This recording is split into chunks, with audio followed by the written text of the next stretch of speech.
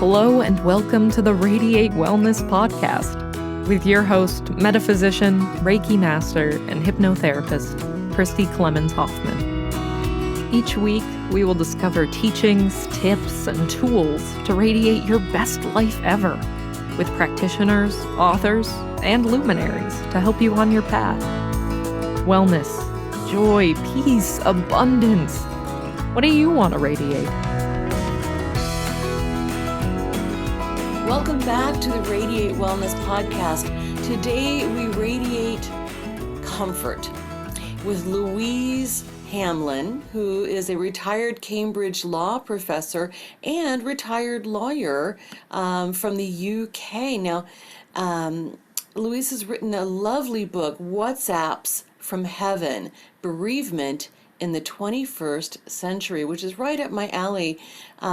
This seems to be the modern day equivalent of receiving messages from loved ones. Hello, Louise. Thank you so much for joining me today. Hello, Christy, and thank you very much for having me. I'm really looking forward to talking to you. Well, thank you. Me too. I've been looking forward to this for some time because, like I said, your book is so right up my alley. I teach a class called Love Never Dies about how after-death communication actually works. You know, as a medium, that's my bailiwick. But then I also have a partner that we sometimes team up and co-teach this class. And she was receiving messages from her mother after her mother's death and found out that, you know, there's quite a bit to this after-death thing. So, first of all, I'm so sorry for your loss. That's really tough. Thank you. Thank you very much. And so, okay, well, let's just get started. WhatsApps from Heaven. What is that title referring to? Well, when my husband died, I didn't really believe in life after death, and nor did he. And we did talk about it before he died because we knew he was dying. And we didn't close our minds completely to it. Right. But, you know, we were both lawyers. We were both logical and very precise, and it seemed unlikely. And after he died, I started getting signs, and I was very skeptical. And so for a long time, I just didn't believe what was happening. Oh. And eventually, you know, I realized that he could manipulate WhatsApp, which is a sort of group chat. Mm-hmm. And the WhatsApps that I received and what happened, then absolutely and totally convinced me that our spirits do survive death. And the spirits of our loved ones want to communicate with us and tell us how much they love us. That's amazing. But so, okay, yeah, I love WhatsApp. It's a Facebook product, but I absolutely love it because it helps us keep in touch with people around the world without having to worry about roaming fees or international calling fees or anything like that. It's a brilliant app. But it sounds like you were receiving messages even before the WhatsApp messages. Yes. I mean, very, very soon after he died, a friend of mine who is psychic and a healer, she started getting messages from him. And then another friend did as well. And I didn't know what I believed. I was very skeptical. But on the other hand, when I heard about these messages, I was thinking, well, you know, I'd like some messages. And to start with, they didn't happen. And I think it was because I was just so deeply immersed in my grief. I wasn't really open to anything. Right. But then slowly, I started getting messages with feathers and lights turning on and off. But, you know, I kept on thinking, oh, that's a coincidence. Oh, that's a coincidence. I remember in particular, I asked for a feather on a train because I was going to be getting a train the next day. And this was the second time I actually asked Patrick, my husband, for a sign. And the next day I got this train and it was crowded, but I just spotted 2 seats that were vacant. So I made my way to these 2 seats and sat down, and I glanced down at the seat next to me and there was a feather. And I thought, oh, and there was nothing feathery in the train compartment at all. But I thought, oh, it could just be a coincidence. Oh my gosh. So I wasn't totally convinced. But then the lights again.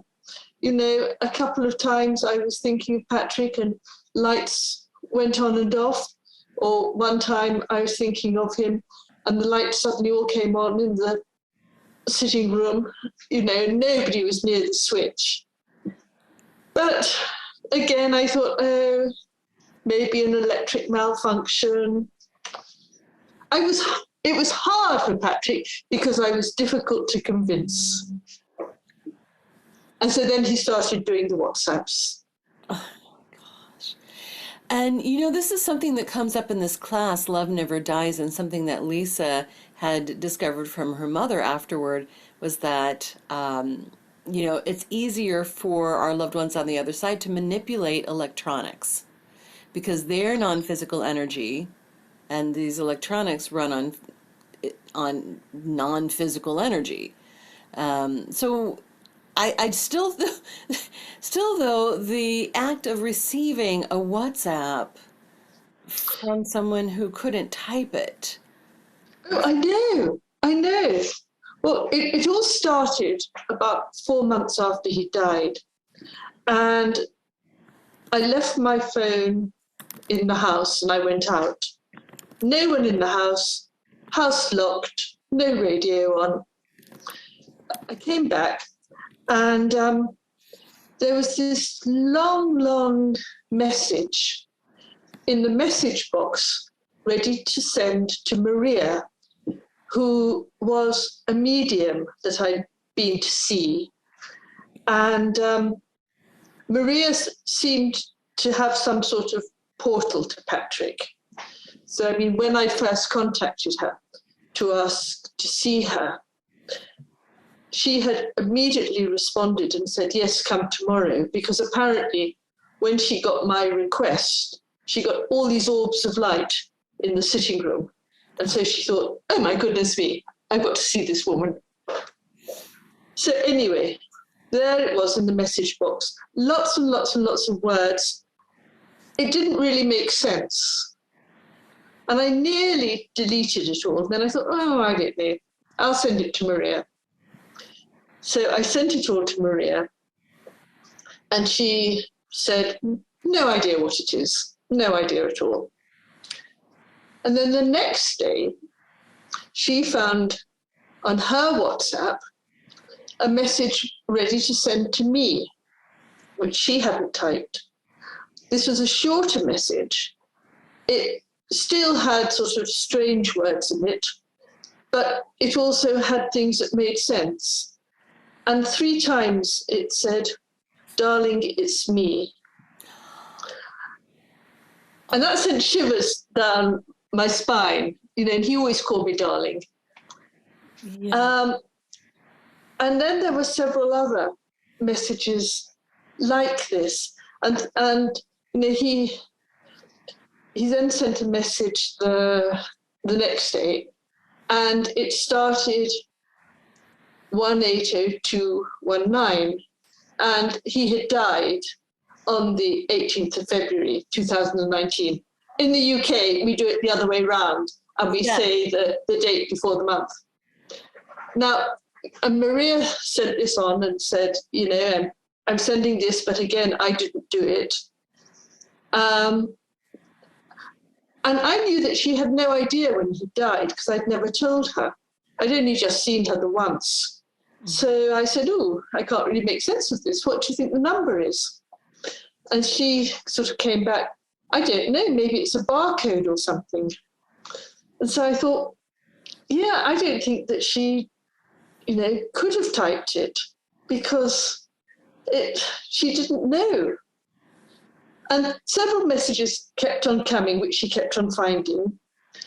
But, though I was pretty confident that Maria wasn't sort of making all this up, and though I knew that it had all started with the message on my phone, I still wasn't 100% convinced. Truly And then, authentic. poor old Patrick, my husband, he had to work so hard. And then one day, it happened to be his daughter's birthday, and I was walking my dog with the phone in my pocket. I got home, pulled the phone out of my pocket, and the phone said, "You have created 2 new WhatsApp groups," which is like 2 new group chats. Right. Oh. And one was called Hamlin's, our surname, and one was Hamlin Family, and one consisted of Patrick and me, and one consisted of Patrick, his daughter, and me. And do you know what, Christy? I stared at the phone and I stared at the phone, and I thought, but this can't have happened. The phone was in my pocket. And at the time, I didn't even know how to create a WhatsApp group. I just stared and stared, and I thought, it's got to be Patrick. That's the only explanation. And I thought, oh my goodness me, his spirit really has survived, and he really is out there. And, it was such a comfort. Oh, such a comfort. Yes. How did that affect your grieving process?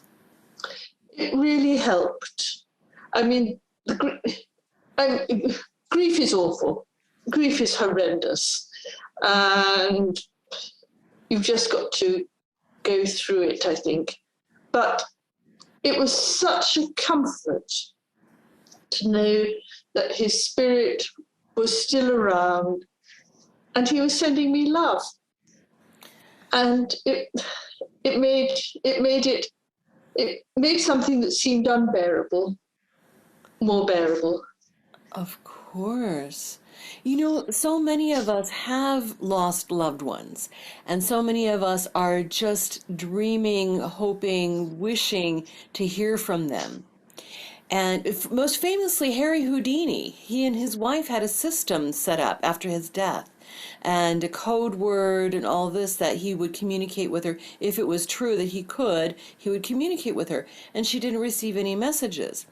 How is it that you think Patrick was able to do this? Was there something special about him? Yes. I mean, I don't know what the answer is, Christy, but what I can say is that Patrick was an alpha male. He was a very successful lawyer. He was determined. He was strong. If he wanted to do something, he would do it. He would not be sort of put off by obstacles or problems. And I think that he was absolutely determined to let me know that he was still around. He knew how deeply immersed in grief I was, and he knew that it would comfort me. And it did. Absolutely. So these group chats formed in your pocket. I think that's the ultimate pocket dial, as we call it here in the States. Did they ever have messages in them? Well, yes. And I mean, I carried on getting these WhatsApps. They mostly came via Maria's phone. But I mean, they carried on until after I'd written the book, actually. The last one that I received, it said, "I can hear you, darling. Please hear me." And, I found that so touching. Yes. And again, so consoling, so comforting. That is beautiful. Now, so he of course hears you. How do you communicate to him? How do you reach out to him? Well, Christy, I talk to him a lot. Okay, so And do you do this out loud? Do you do this in your mind? Do you do this in writing? both. Oh, I haven't written to him, but I talk to him either in my head or out loud. I think mostly out loud, really. And, sometimes I get other signs which I feel are his replies. So I can remember I was in bed once and I was thinking about him and, wondering why he'd had to die and feeling pretty miserable and lonely. And there was a sudden crash outside the bedroom on the landing. And I was terrified because there's nobody else in the house. It was about 2:00 in the morning. Golly, I was scared. So I lay there just waiting to see what was going to happen next. And nothing happened.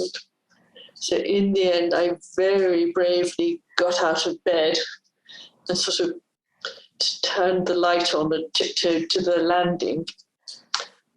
And the book had flown out of the top shelf from the bookcase in the landing and had landed with a crash on the floor. And it had obviously flown out because it was some distance from the bookshelf. oh my goodness. And there was no logical explanation for that. And I thought, that was Patrick saying, "Don't be silly, darling. I'm still around. I'm still here. I still love you." Oh, was there any special significance to which book? No, I don't think so. In fact, it happened twice. And the second time it happened, again, I was sort of thinking, why did you have to leave me? And it happened. I wasn't so scared the second time because it had happened once before. But no, I mean, one book was Started Early, Took My Dog by Kate Atkinson, who's an author I like. Another was A Perfect Spy by John le Carré. No particular significance, but both books had been on the top shelf. And I knew that both books were on the top shelf because they were with, other books by the same authors. So I guess that he chose books from the top shelf to make the loudest noise and have the biggest impact. Oh my goodness. I've heard many stories of the books flying off the shelves, and sometimes they are significant and have meaning, and sometimes they're not. And it always puzzled me why the ones that didn't really have a significance would be the ones to fall off the shelf. But that perfectly explains it. I think your explanation. Well, I mean, it's just what I hypothesized. I don't know. But yeah, that made sense to me anyway. To make the biggest crash possible. Yes, exactly. That was scary. Well, that would be terrifying, especially in the middle of the night. And of course, there are theories about why the middle of the night, because the veil is thinner, there's not as much competing energy around, so it's easier for them to manipulate like that. And you've seen other signs as well. Well, lots of feathers, of course, but... Yeah, I think the other really extraordinary sign, well, actually there were quite a few, but one of the other really extraordinary ones involved a playing card, and that disappeared in the middle of the afternoon. So, a different time of day. How did you... But I was playing bridge with 3 friends, And I don't know if you know how you play bridge, but you have 2 packs of cards and you use the packs alternatively. So anyway, we played the first hand with the red cards and all the cards were present and correct. Then we played with the blue cards. And then my friend dealt the red cards again. And she was a card short. Now, this wasn't a big deal. She'd obviously misdealt.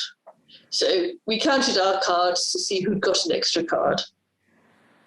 But no one had. So we thought, oh, so we must have dropped a card then. So we looked around on the floor, no card.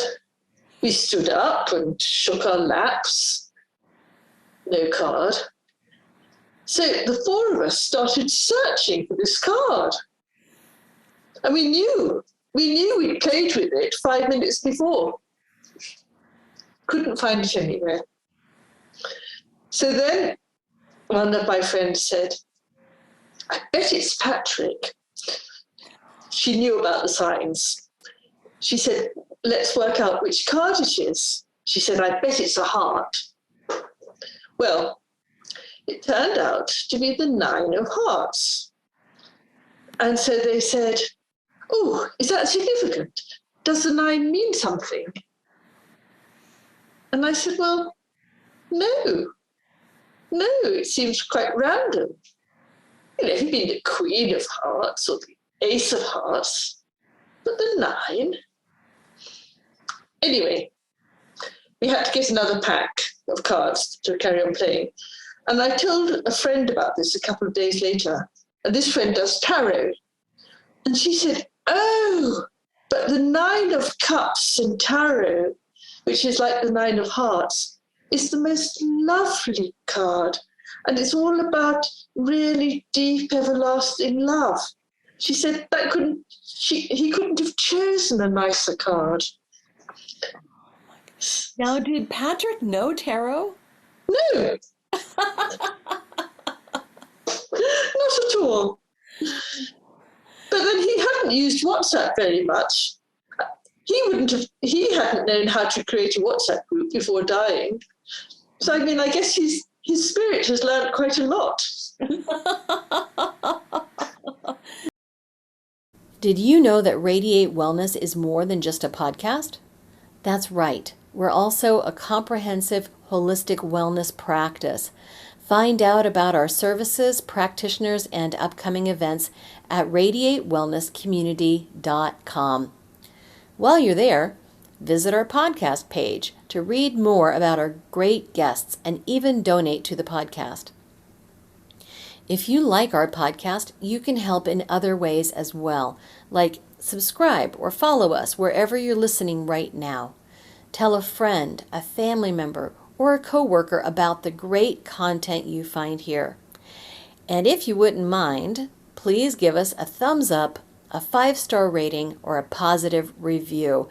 Sounds like a small thing, but it really helps.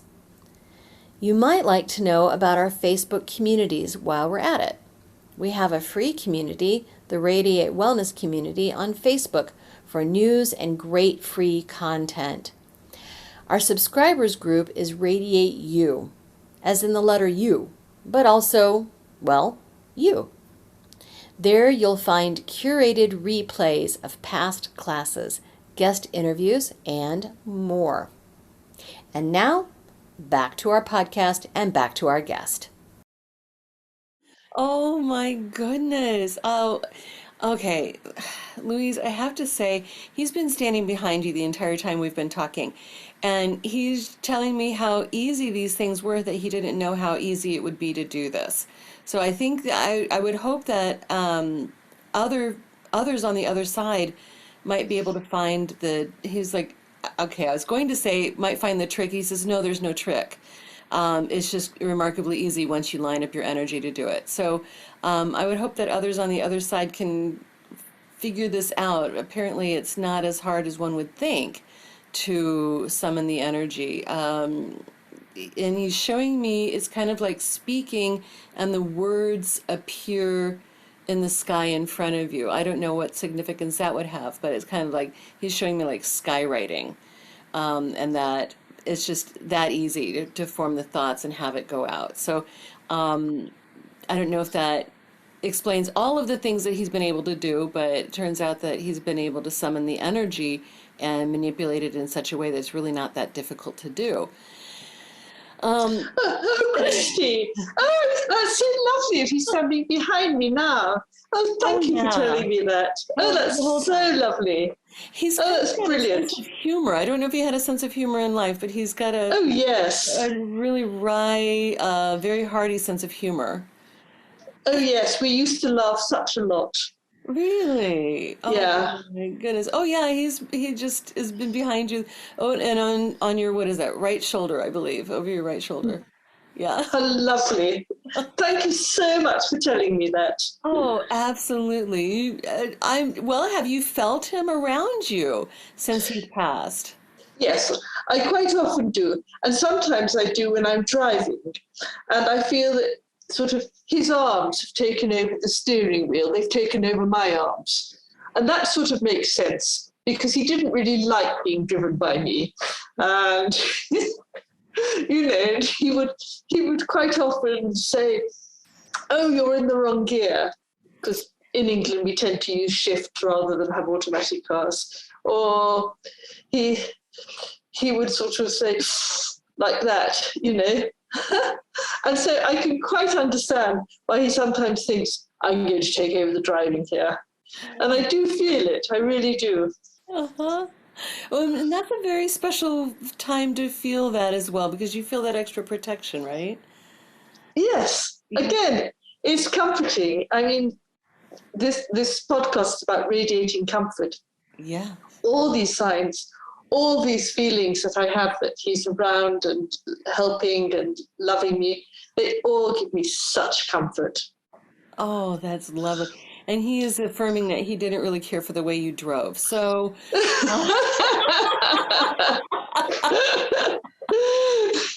that's so funny. That makes perfect sense. No, what a charming man he is, I have to say.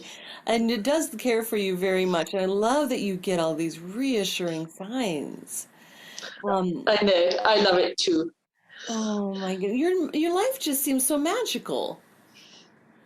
Well, I didn't really believe in life after death. So I had a very restricted view of this life. And now that I know that our spirit survives, and now that I know that you can communicate with your loved ones through mediums as well, which I've also done, it just changes everything. It completely changes my whole perspective. And, I think, okay, if I've made some wrong decisions or made some mistakes in this life, it doesn't really matter because we're just passing through. Right, absolutely. The work that I do, it takes so much of the pressure off because we've got so many times that we can get it right. So it really takes the pressure off. Yes. Yes, I think so. Mm-hmm. So what other messages have you received from mediums that you found to be particularly comforting? Well, I saw, for example, a medium. The first medium I saw, let me say this,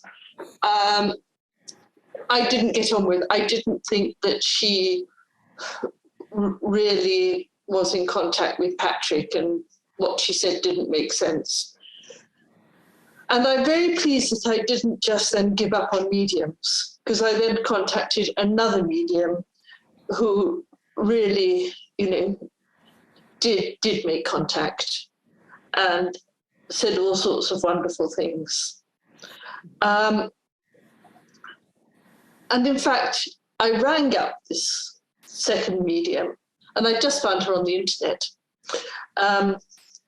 She didn't know me at all. I just phoned her, she answered the phone. I said, hello, my name is Louise.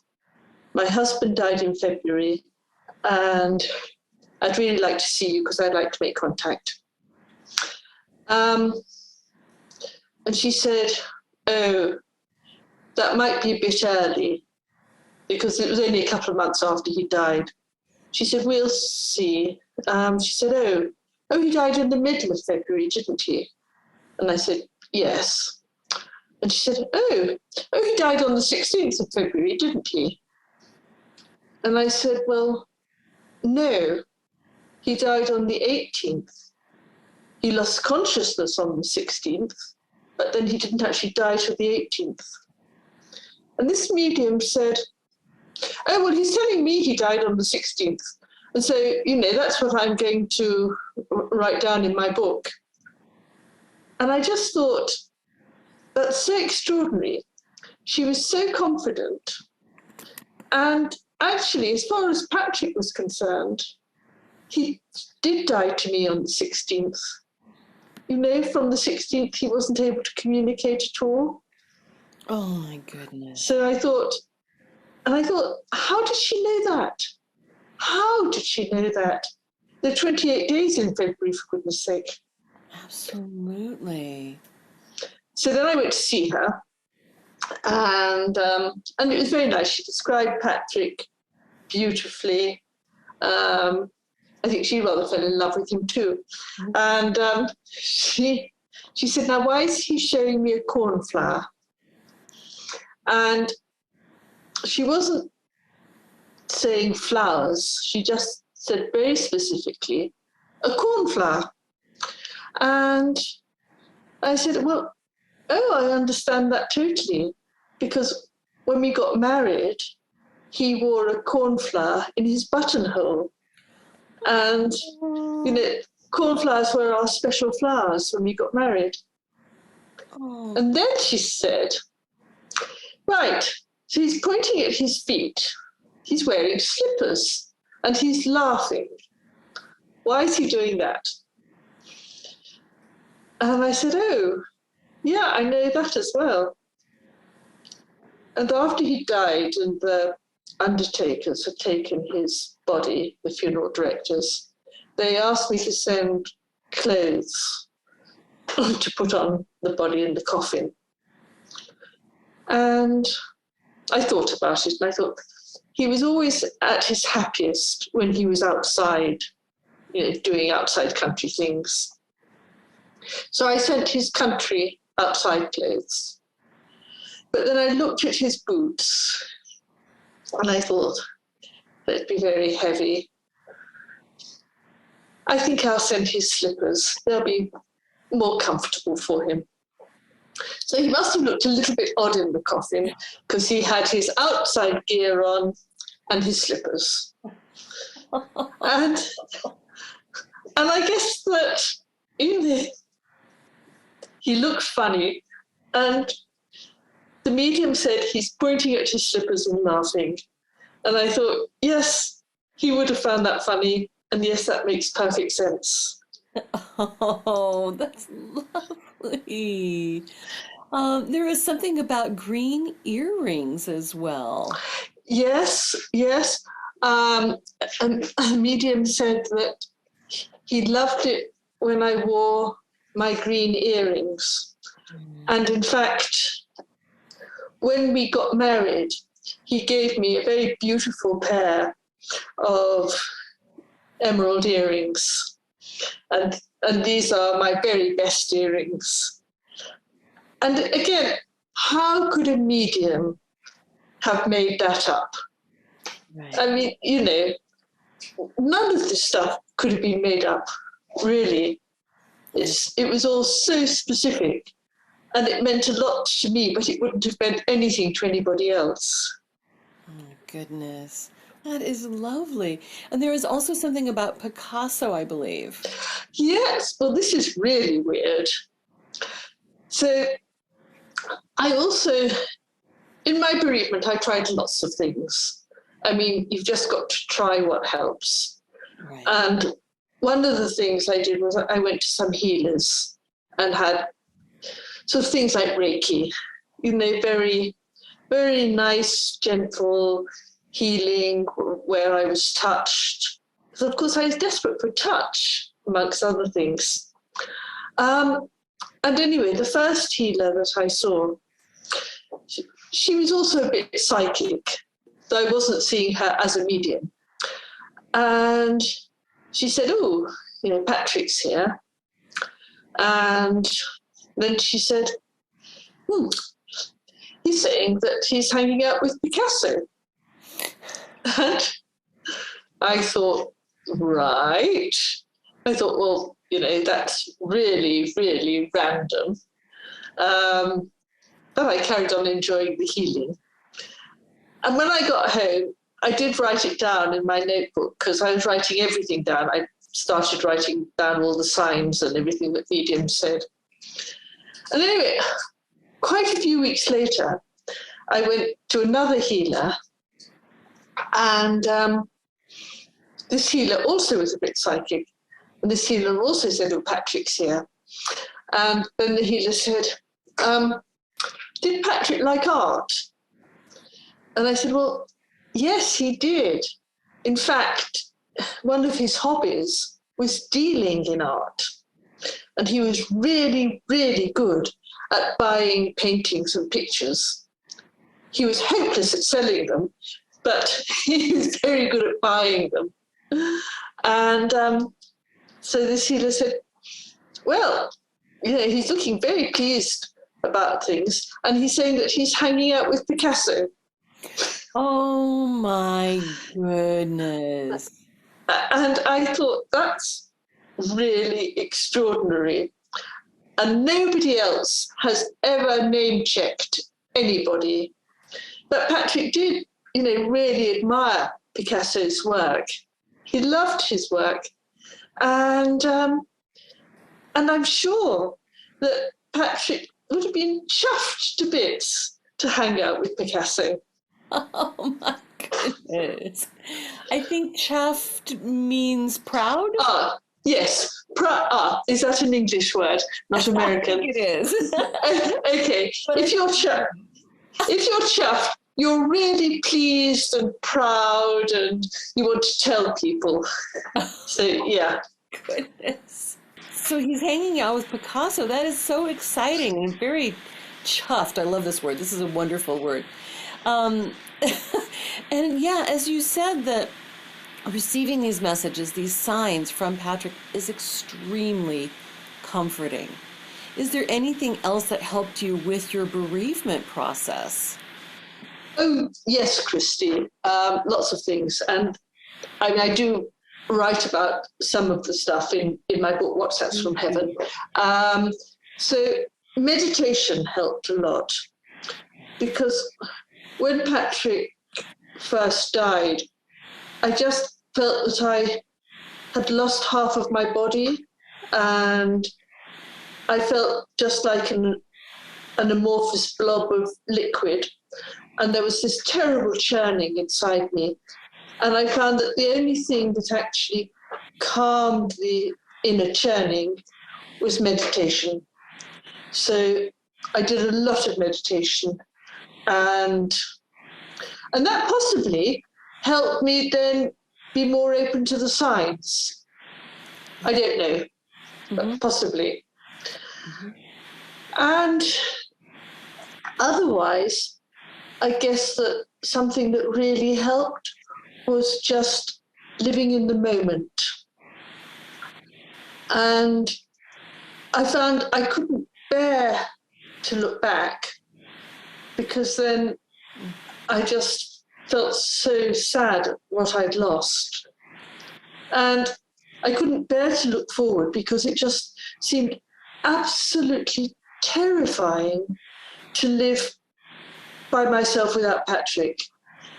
And I just learned that if I just concentrated on the now, didn't look back, didn't look forward, just thought, today is the morning, and it is this morning, and all I've got to do is just get through this morning, and then it will be lunchtime, and I'm not going to think beyond that.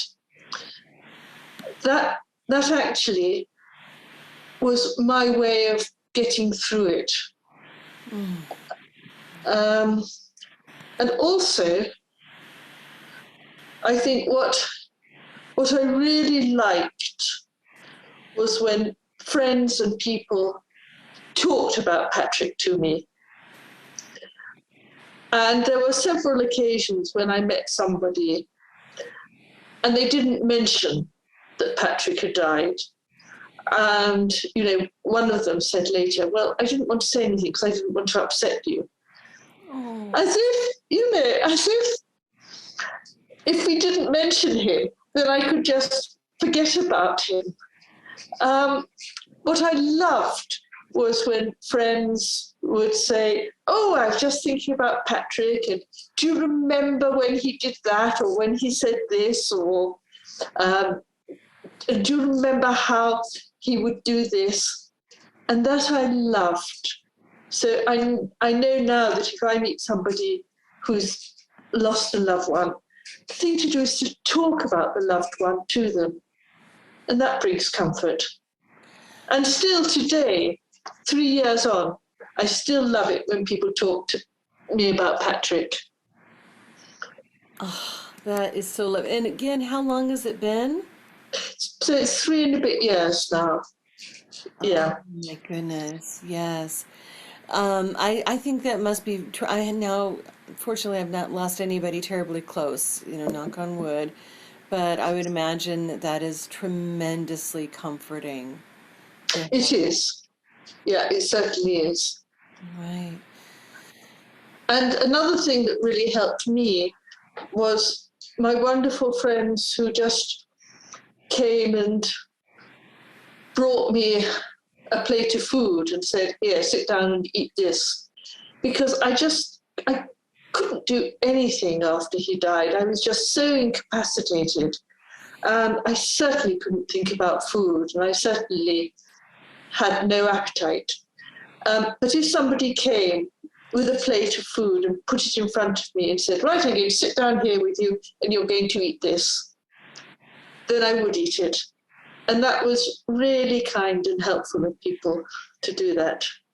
Yes, you are certainly blessed to have such lovely friends. Yes, I am. So to anyone, Louise, who has lost a loved one, what would you tell them about moving through the grief, being open to receive messages? What would you give them in way of advice? Well, I guess I would say that grief is terrible, bereavement is terrible, but actually I think the thing to do is to feel it and not take I didn't take a medical cosh. I mean, my doctor offered me antidepressants and sedatives. And I thought, well, I'm not depressed. I'm just grief-stricken. And I thought, if I take a sedative, then I suspect that all I'm doing is just storing up trouble for the future. So for me, this isn't true for everybody, but for me, it helped just to feel it and to think, this is the price of love. And I was really lucky to have that love. Absolutely. And yeah. And it does get better. I mean, I reckon for 2 years, I just felt I was wading through treacle.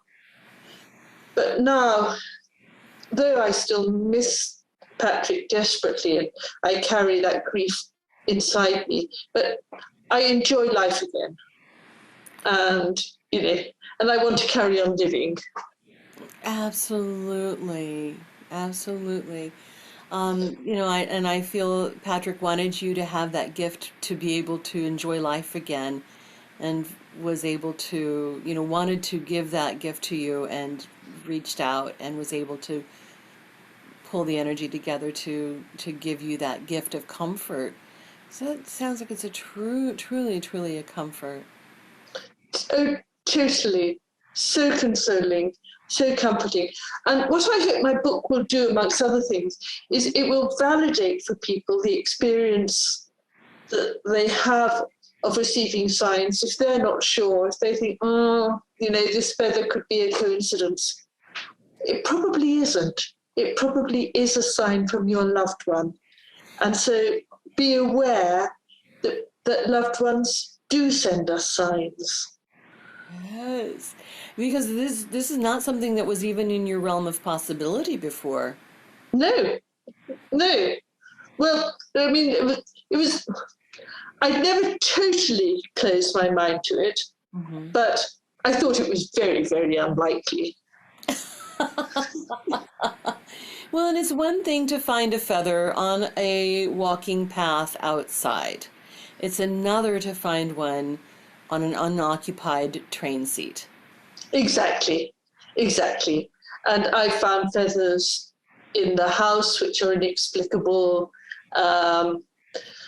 Another time I was on a train and I was sitting at a table with a book open in front of me, and I was chatting to the stranger who was sitting the other side of the table.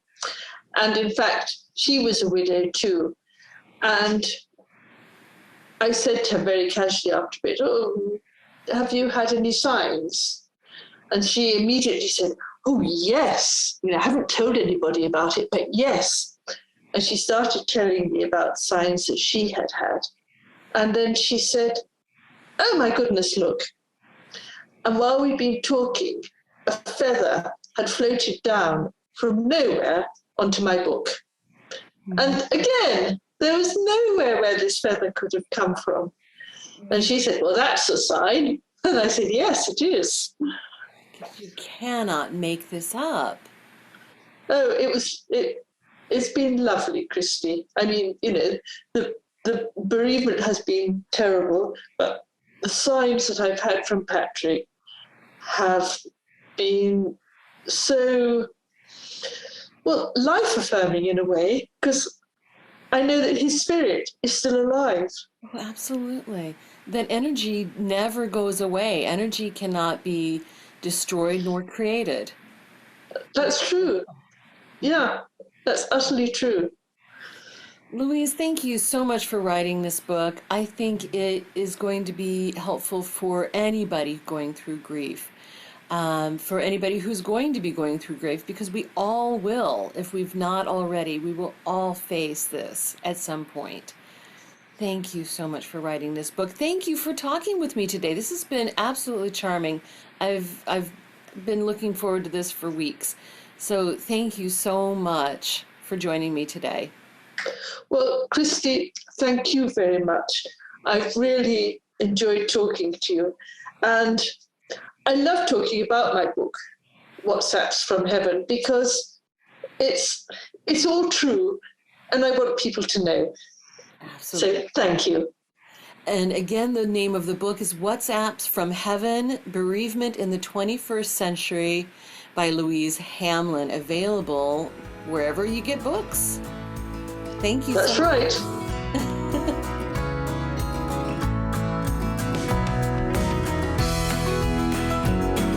Radiate Wellness is an international community of holistic and alternative healers dedicated to helping you create spiritual, energetic, and physical well-being.